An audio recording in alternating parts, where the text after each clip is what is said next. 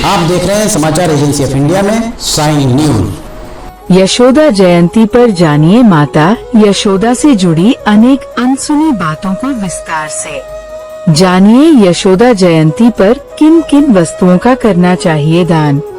आप देख, सुन और पढ़ रहे हैं समाचार एजेंसी ऑफ इंडिया की साइन न्यूज के धर्म प्रभाग में विभिन्न जानकारियों के संबंध में। माता यशोदा ने भले ही भगवान श्री कृष्ण को जन्म न दिया हो, पर भगवान श्री कृष्ण के साथ माता देवकी से ज्यादा नाम माता यशोदा का लिया जाता है। इस साल मंगलवार 18 फरवरी को देश भर में यशोदा जयंती का उत्सव मनाया जाएगा। इसके लिए मथुरा, वृंदावन और द्वारका समेत देश भर के मंदिर पूरी तरह सज चुके हैं। आज हम आपको भगवान श्री कृष्ण से जुड़ी अहम गाथा आपको बताने जा रहे हैं। इस बात को तो सभी जानते हैं कि भगवान कृष्ण की मृत्यु पैर में बहेलिया का तीर लगने से हुई थी, लेकिन उनके बाद उनके माता पिता यशोदा व नंद बाबा और देव के ऊपर वासुदेव का क्या हुआ था? क्या वे अनंत काल तक जीवित रहे थे या उनका भी देहांत हुआ था? अगर देहांत हुआ था तो कैसे? आज हम इस रहस्य से आप सबके सामने पर्दा हटाने जा रहे हैं।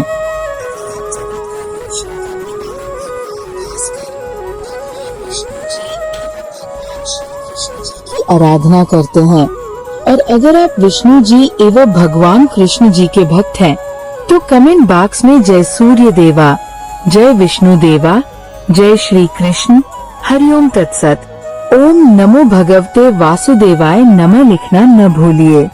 जानिए कब माँ यशोदा को देख बिलख उठे थे कान्हा। जानकार विद्वानों ने बताया कि शास्त्रों के मुताबिक कुरुक्षेत्र का युद्ध शुरू होने से पहले भगवान श्री कृष्ण द्वारका ने निकलकर मथुरा के गोकुल पहुँचे और यशोदा मैया से मिले।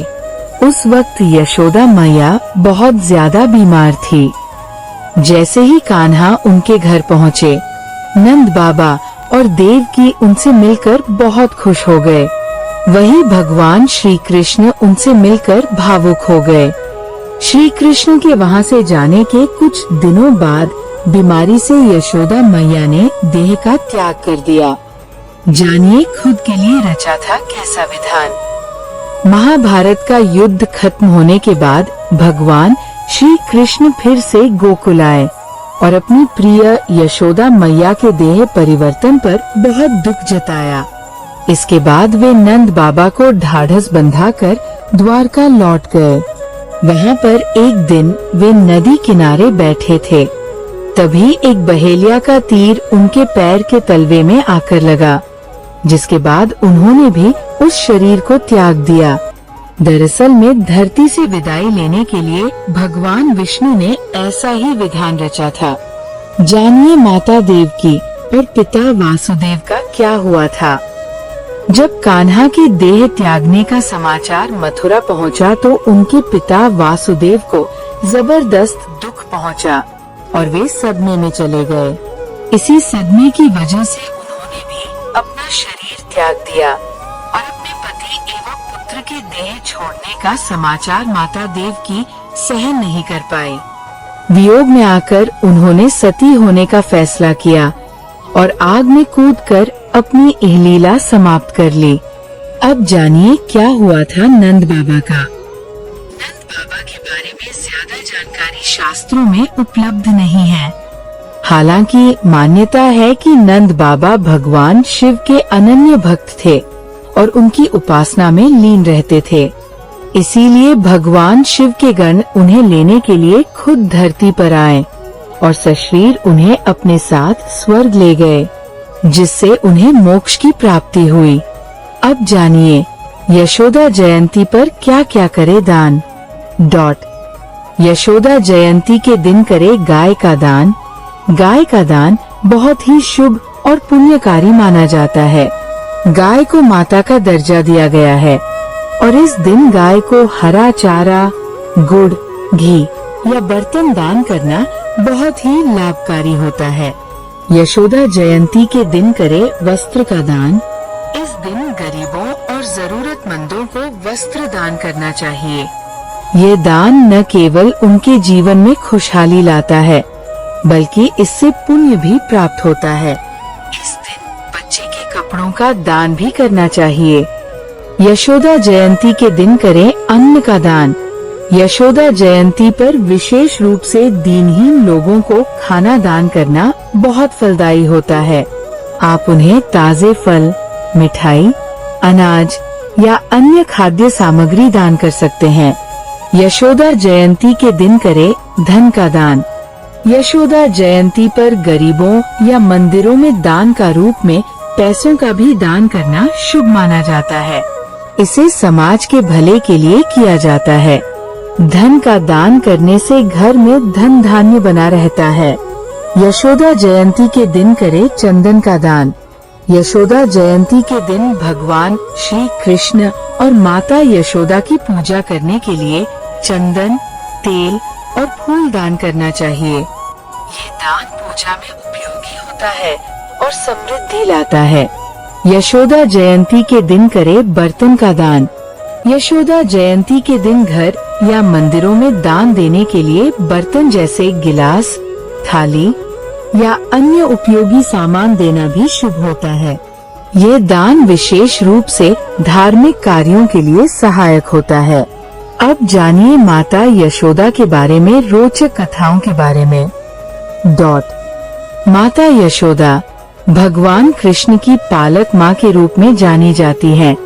उनके जीवन से जुड़ी कई रोचक कहानियाँ हैं। भगवान कृष्ण की माखन लीला, कालिया उद्धार, पूतना वध, गोचारण, गोवर्धन धारण और कृष्ण की रासलीला आदि अनेक लीलाओं से यशोदा मैया को अपार सुख मिला। इनमें से कुछ अनसुनी बातें जानिए। माता यशोदा का असली नाम जानिए। भागवत पुराण के अनुसार माता यशोदा का असली नाम सुभद्रा था। उन्हें यशोदा नाम नंदराय जी के साथ विवाह के बाद मिला, जिसका अर्थ है यश, कीर्ति और दा देने वाली। जानिए कौन थी माता यशोदा की सगी बेटी। माता यशोदा की एक बेटी भी थी, जिनका नाम एकांगा था, जो योगमाया भी थी। यशोदा की बेटी ने 8 भुजाओं वाली देवी का रूप धारण कर लिया। आगे जाकर माता विंध्यवासिनी देवी के रूप में विख्यात हुई। ये बात कम लोग जानते हैं, क्योंकि एकांगा का वर्णन अधिक नहीं मिलता। एक अन्य कथा के अनुसार वसुदेव जी बालकृष्ण को लेकर कारागार से निकलकर यमुना पार कर गोकुल पहुँचे और उन्होंने उसी रात को बालकृष्ण को यशोदा मैया के पास सुला दिया और वे उनकी पुत्री को उठाकर ले आए। गर्ग पुराण के अनुसार भगवान कृष्ण की मां देवकी के 7वें गर्भ को योगमाया ने ही बदल कर रोहिणी के गर्भ में पहुंचाया था, जिससे बलराम का जन्म हुआ। बाद में योगमाया ने यशोदा के गर्भ से जन्म लिया था। भगवान विष्णु की आज्ञा से माता योगमाया ने ही यशोदा मैया के यहाँ पुत्री रूप में जन्म लिया था। इसका बाद में नाम एकानंशा रखा गया था। इनके जन्म के समय यशोदा गहरी निद्रा में थी और उन्होंने इस बालिका को देखा नहीं था। जब आँख खुली तो उन्होंने अपने पास पुत्र को पाया, जो कि कृष्ण थे। यही योगमाया आगे चलकर विंध्यवासिनी देवी के रूप में विख्यात हुई। श्रीमद् भागवत में उन्हें ही नंदजा देवी कहा गया है, इसीलिए उनका अन्य नाम कृष्णानुजा है। रोहिणी और बलराम का संबंध जानिए। भगवान श्री कृष्ण इन्हीं नंद यशोदा के पुत्र बने और बलराम, जो कृष्ण के बड़े भाई थे, वास्तव में रोहिणी के पुत्र थे, लेकिन उनका पालन पोषण भी माता यशोदा ने ही किया था। अतः यशोदा ने बलराम के पालन पोषण की भी महत्वपूर्ण भूमिका निभाई, जो रोहिणी के पुत्र और सुभद्रा के भाई थे। विवाह की रोचक कहानी इस प्रकार है। माता यशोदा का विवाह गोकुल के प्रसिद्ध व्यक्ति नंदराय जी के साथ बड़ी धूमधाम से हुआ था। कहा जाता है कि इस विवाह में स्वयं ब्रह्मा जी और अन्य देवता भी शामिल हुए थे। कंस के वध की भविष्यवाणी पर क्या हुआ था, यशोदा माता को जानिए। जब कृष्ण का जन्म हुआ तो आकाशवाणी हुई थी कि कंस का वध उन्हीं के हाथों होगा। ये भविष्यवाणी सुनकर माता यशोदा बहुत डर गई थी, लेकिन उन्हें कृष्ण पर अटूट विश्वास था। माता यशोदा के माता पिता के बारे में जानिए। ब्रज मंडल में सुमुख नामक गोप की पत्नी पाटला के गर्भ से यशोदा का जन्म हुआ। उनका विवाह गोकुल के प्रसिद्ध व्यक्ति नंद से हुआ। कहते हैं कि यशोदा वैश्य समाज से थी। श्री बलराम को भी पाला था मां यशोदा ने।